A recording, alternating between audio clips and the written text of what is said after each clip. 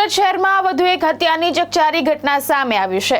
33 વર્ષીય યુવક અમર પંજવાણીની હત્યા અજાણ્યા શખ્સ દ્વારા ચપ્પુના ઘા ઝીંકી ક્રૂર હત્યા કરી નાખવામાં આવતા વિસ્તારમાં ચકચાર મચી ગઈ છે। સુરત શહેરમાં અગમ્ય કારણોસર હત્યા થયાની આશંકા વચ્ચે પોલીસ તપાસ શરૂ થઈ છે। મળતી માહિતી મુજબ 33 વર્ષીય અમર પંજવાણી નામના યુવક ઉપર અજાણ્યા શખ્સોએ જીવલેણ હુમલો કર્યો હતો।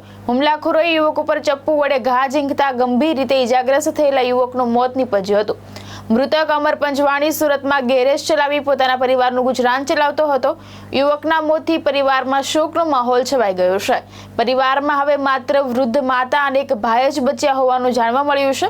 ઘટનાની જાણ થતાં સુરત પોલીસનો કાફલો તાત્કાલિક ઘટનાસ્થળે દોડી આવ્યો હતો અને તપાસ હાથ ધરી હતી।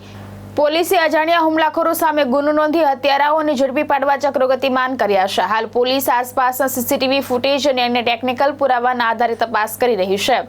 આજરોજ રાંદેર વિસ્તારમાં રાત્રિના 1:30 વાગ્યાના સુમારે રામનગર પાસે આવેલ અંબે બંગલોઝ પાસે એક અમર નામના વ્યક્તિનું મર્ડર થયેલ છે। મર્ડરનું કારણ અગમ્ય કારણસર હાલમાં ફરિયાદીએ જણાવેલ છે।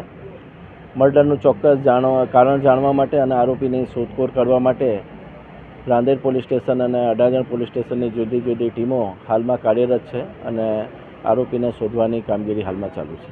ભાવેશ ઉપાધ્યાય, દ્રષ્ટિકોણ ન્યૂઝ, સુરત।